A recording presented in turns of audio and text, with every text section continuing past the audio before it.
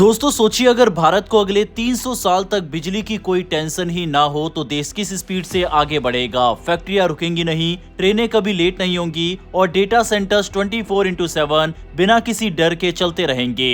यही वजह है कि आज भारत न्यूक्लियर एनर्जी पर इतना बड़ा दांव लगाने जा रहा है। भारत का टारगेट बिल्कुल साफ है, 2047 तक 100 गीगावाट न्यूक्लियर बिजली। लेकिन आज की सच्चाई ये है कि हम सिर्फ करीब 9 गीगावाट पर खड़े हैं, यानी अगले 2 दशकों में हमें इस सेक्टर में सीधी छलांग लगानी होगी। छोटे कदमों से काम नहीं चलेगा।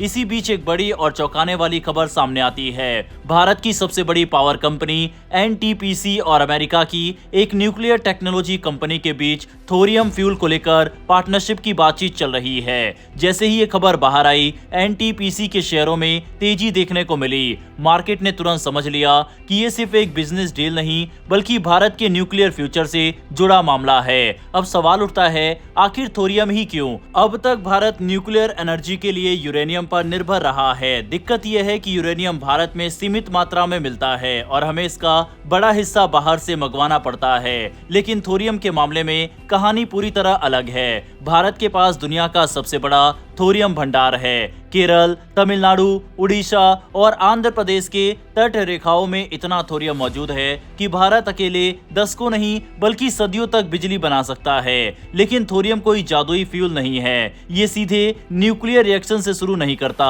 इससे पहले एक खास प्रोसेस से यूरेनियम -233 में बदला जाता है।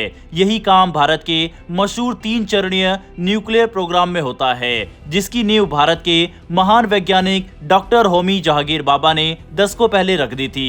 पहले चरण में भारत ने यूरेनियम से बिजली बनाना सीख लिया। दूसरे चरण में उसी प्रक्रिया से निकले प्लूटोनियम को फास्ट ब्रीडर रिएक्टर में इस्तेमाल किया जाता है। अच्छी खबर यह है, भारत अब इस दूसरे चरण में एंट्री कर चुका है, यानी थोरियम वाले भविष्य का दरवाजा खुल चुका है। यहीं पर गेम बदलता है, क्योंकि अब भारत सिर्फ रिसर्च की बात नहीं कर रहा बल्कि इंडस्ट्रियल स्केल पर न्यूक्लियर एनर्जी की तैयारी कर रहा है। इसी के लिए सरकार लेकर आई शक्ति एक्ट 2025। इस कानून ने न्यूक्लियर सेक्टर में प्राइवेट कंपनियों के लिए रास्ता खोल दिया। हालांकि कंट्रोल अब भी सरकार के हाथ में ही रहेगा। इसी वजह से एनटीपीसी अब सिर्फ अमेरिका ही नहीं बल्कि रूस और फ्रांस जैसी न्यूक्लियर पावर देशों से भी टेक्नोलॉजी, लागत और बिजनेस मॉडल पर बातचीत कर रहा है। ये कंपनियां सिर्फ रिएक्टर नहीं बेचती बल्कि पूरा सिस्टम देती है। डिजाइन से लेकर सेफ्टी और मेंटेनेंस तक सरकार का फोकस अब सिर्फ बड़े बड़े न्यूक्लियर प्लांट्स पर नहीं है। अब बात हो रही है स्मॉल मॉड्यूलर रिएक्टर्स, यानी छोटे लेकिन पावरफुल रिएक्टर्स की। ये जल्दी बनते हैं, ज्यादा सुरक्षित होते हैं और जरूरत के हिसाब से कहीं भी लगाए जा सकते हैं। आने वाले समय में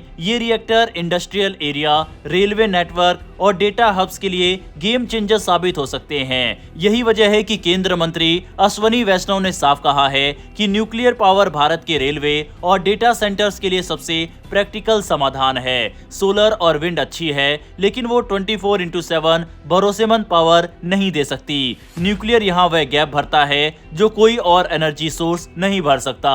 सीधी बात करें तो भारत अब उस मोड़ पर खड़ा है जहाँ फैसले आने वाले 100 साल तय करेंगे। अगर थोरियम टेक्नोलॉजी पर भारत की पकड़ मजबूत हो गई तो ना कोयले की चिंता रहेगी, ना तेल के दामों का डर और ना ही विदेशी सप्लाई पर निर्भरता। यह सिर्फ बिजली की कहानी नहीं है, ये कहानी है आत्मनिर्भर भारत, स्ट्रेटेजिक सिक्योरिटी और ग्लोबल पावर बनने की।